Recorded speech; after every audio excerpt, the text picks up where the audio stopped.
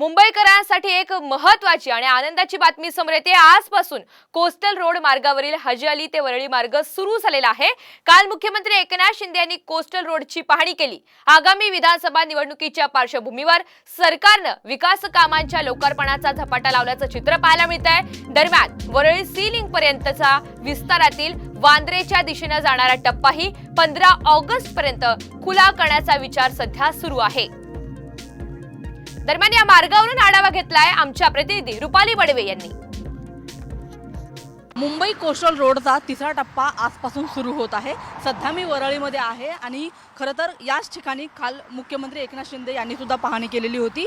तिसरा टप्पा हा खरं तर सुरू होत आहे। तिसरा टप्पा जो आहे तो नरिमन पॉइंट पासून सुरू होऊन थेट वरळीपर्यंत बाहेर पडणार आहे।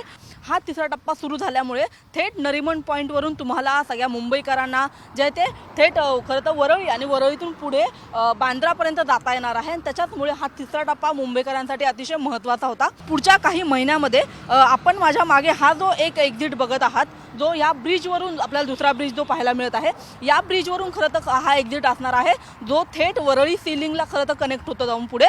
आणि त्याच्याचमुळे थेट नरिमन पॉईंटपासून थेट वरळी सीलिंगपर्यंत हा जो संपूर्ण कोस्टल रोड आहे तो खरं तर जोडला जाणार आहे। मात्र तात्पुरत्या स्वरूपामध्ये सध्या आपल्याला वरळीच्या या पॉईंटला आपल्याला हा एक्झिट पाहायला मिळत आहे। कॅमेरामन रोहित शिगवणसह मी रुपाली बडवे, साम टीव्ही, मुंबई।